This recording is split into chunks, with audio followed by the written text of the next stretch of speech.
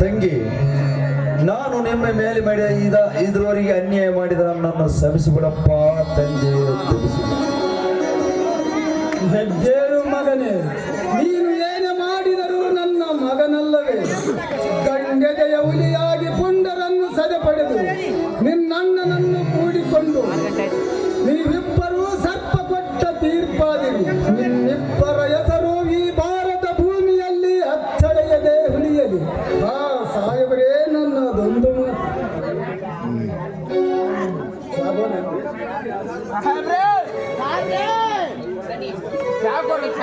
ಹೇಗಿದ್ರು ಎಲ್ಲ ನಮ್ಮಲ್ಲಿರೋ ಮನಸ್ತಾಪಗಳು ದೂರವಾಗಿವೆ. ಧರ್ಮೇಂದ್ರ, ಬಾಯಿ.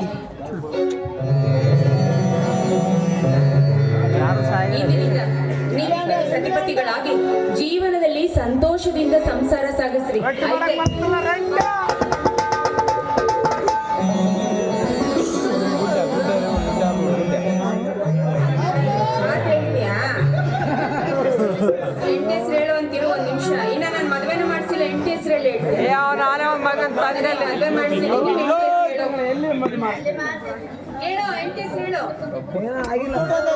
ಹಗ್ಗ ತಗಂದ ವಾಡಿದ್ರ ಮುಗ್ಲಾಗಂಗ್ ಬಿಡ್ತಾಳ್ರಿ.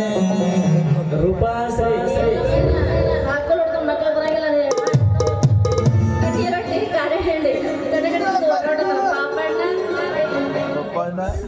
ಅಂತೂ ನಮ್ಮೆಲ್ಲ ಕಷ್ಟಗಳ ದಿನಗಳನ್ನ ದೂರ ಮಾಡಿ ನಮ್ಮೆಲ್ಲರನ್ನ ನಗುನಗುತ್ತು ಒಂದು ಮಾಡಿರುವ ಆ ಭಗವಂತನಲ್ಲಿ ನಾವು ಶಿರಸ